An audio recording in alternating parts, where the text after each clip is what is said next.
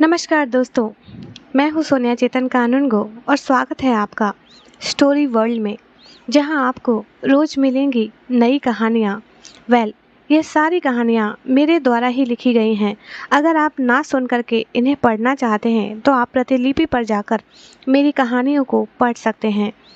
लेकिन अगर आप चाहते हैं कि आपका समय बचे और आप इन कहानियों को पढ़ने के बजाय सुने, तो आप वो भी कर सकते हैं, क्योंकि अब मैंने इन कहानियों को YouTube पर सुनाना स्टार्ट कर दिया है। तो आज का जो कहानी का टाइटल है वो है अब मैं वापस नहीं आ सकता। जी हाँ, चलिए कहानी शुरू करते हैं।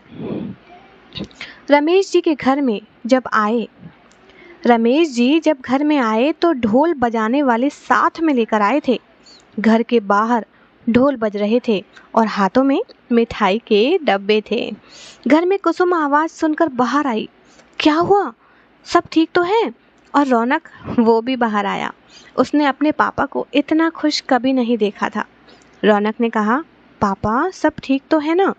तभी पापा ने एक ऑफर लेटर निकाला और रौनक के हाथ में दे दिया।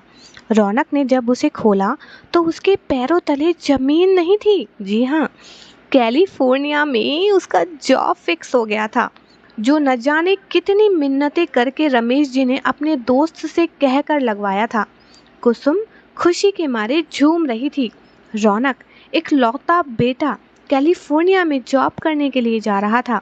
इससे बड़ी खुशी की बात क्या हो सकती थी? लेकिन आंखों में आंसू भी आ गए। बेटा दूर चला जाएगा तो किसके लिए क्या करूंगी? तो रमेश ने कहा, तुम्हें खुश होना चाहिए, हमारा बेटा अब फॉरेन में जॉब करेगा और हम भी कुछ दिनों बाद उनके साथ वहीं चले जाएंगे। रौनक ने रमेश और कुसुम का हाथ पकड़ा और ढोल के साथ ताल में ताल मिलाया। कुछ पड़ोसी भी आ गए थे वहां, जो उनकी खुशी में शामिल हुए थे। रमेश और कुसुम का इकलौता बेटा था रौनक। कुछ समय बाद रौनक कैलिफोर्निया तो चला गया अपने जॉब के लिए। रमेश जी तो बैंक चले जाते थे, सुबह से शाम वो वहीं पर रहते थे। लेकिन कुसुम पूरे महल में, पूरे घर में अकेले रह जाती थी।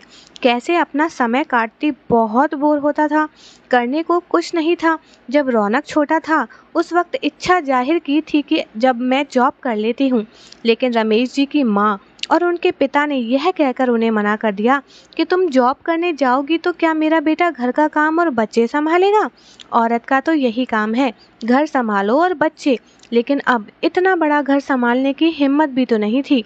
उम्र जवाब दे रही थी। रमेश जी का भी रिटायरमेंट का समय आ गया था। अब दोनों समय साथ में बिताने लगे थे।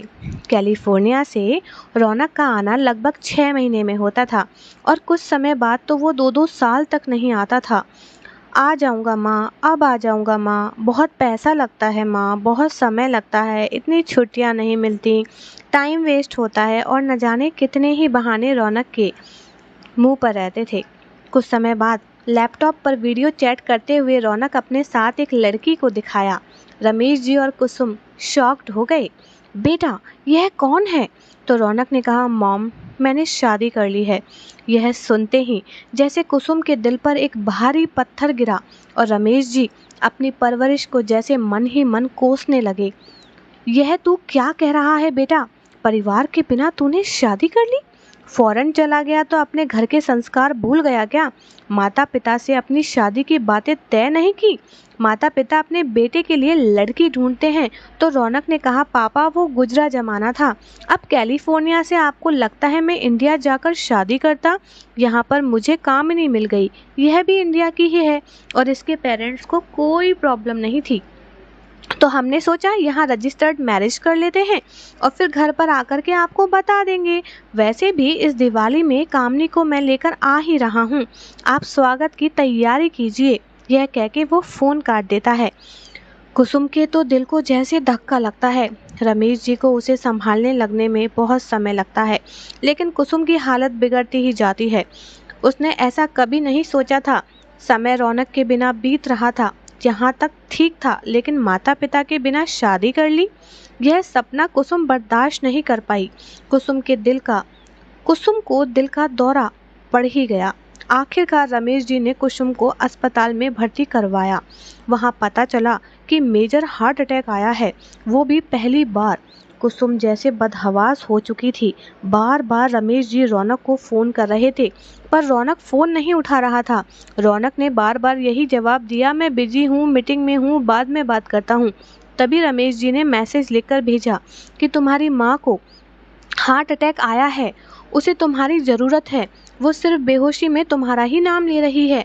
तो रौनक ने मैसेज देखकर फ़ोन किया और कहा, पापा आप माँ का ध्यान रखिए, मैंने आपसे कहा ना कि मैं अगले महीने तो आ ही रहा हूँ, अगर मैं अभी इतना जल्दी फ़्लाइट लेकर आऊँगा तो बहुत पैसा लग जाएगा, आपको तो पता ही है इतनी जल्दी छुट्टियाँ मिलती कहाँ हैं। तो रमेश जी का गुस्सा 7वें आसमान पर चढ़ गया और उन्होंने कहा, आज तू जिस जगह काम कर रहा है वहाँ तिनका तिनका जोड़कर मैंने तुझे पहुँचाया है। अगर मैंने मेहनत ना की होती तो आज तू वहाँ नहीं होता, लेकिन लानत है आज मेरी मेहनत पर कि मैंने इतनी मेहनत करके तुझे वहाँ पहुँचाया। इससे तो अच्छा होता कि मैं तुझे अपने ही देश में पढ़ाता, यहीं पर नौकरी करवाता। कम से कम तुम अपने परिवार से, अपने संस्कारों से, अपने माता पिता से दूर तो नहीं जाता। तुझे तो महसूस होना ही बंद हो गया है कि मॉम डैड क्या होते हैं। तुझे अपनी माँ की फिक्र करने की ज़रूरत नहीं है, वो तिल तिल मरती जा रही है तब भी तेरा नाम ले रही है और तू पैसों के बारे में सोच रहा है। लानत है बेटा, हम लोगों ने तुझ जैसे बेटे को जन्म दिया। और एक बात बेटा, बहुत एहसान किया तूने हमारे साथ में, वीडियो कॉल करके, मैसेज करके या फिर हमारी फिक्र करके। वैसे भी तूने अपना घर तो बसा ही लिया है। अच्छा है, अब तेरी दुनिया वही है। मैं अपनी पत्नी को अपने साथ अपने हिसाब से रख लूँगा, हम दोनों खुश रहेंगे। हम सोचेंगे कि हमारा बेटा हमारा है ही नहीं, हमने किसी बेटे को जन्म दिया ही नहीं। तू खुश रहना अपनी दुनिया में। और हाँ बेटा, मेहरबानी करना अगली दिवाली यहाँ ना आना। हम दोनों जैसे पिछले 3 सालों से अकेले दिवाली मना रहे हैं, इस बार भी मना लेंगे, लेकिन इस बार बिना तेरे इंतजार में खुश होकर मनाएंगे। यह कहकर रमेश जी ने सारे रिश्ते नाते रौनक से उसी वक्त तोड़ दिए। तो दोस्तों, आपको क्या लगता है, अपने देश के युवाओं को विदेश में भेजकर नौकरी करना कितना सही है? माँ बाप को ऐसी हालात में छोड़कर चले जाना जब उन्हें उनकी सबसे ज़्यादा ज़रूरत होती है, क्या यह सही है? 2 पैसे कम कमाकर माँ बाप के साथ रहना क्या ठीक नहीं है? इतनी कितनी ख्वाहिशें बढ़ जाती हैं इंसान की कि अपने माँ बाप को छोड़कर, अपने परिवार को छोड़कर वो बाहर निकल जाता है और लौट कर नहीं आता। कितने ही पल होते हैं ऐसे जब माँ बाप को अपने बच्चों की ज़रूरत होती है, और जब बच्चे छोटे होते हैं तो माँ बाप उन्हें बिल्कुल सब कुछ छोड़कर उनके करियर में, उनकी लाइफ में लग जाते हैं। तो क्या बच्चों का फ़र्ज़ नहीं बनता कि उन्हें अपने माँ बाप के साथ रहना चाहिए? मुझे उम्मीद है दोस्तों कि आपको यह कहानी बहुत पसंद आई होगी। तो मुझे बताइएगा कमेंट सेक्शन में लिख करके कि आपको ये कहानी कैसी लगी, और मेरे चैनल को सब्सक्राइब कीजिएगा। धन्यवाद।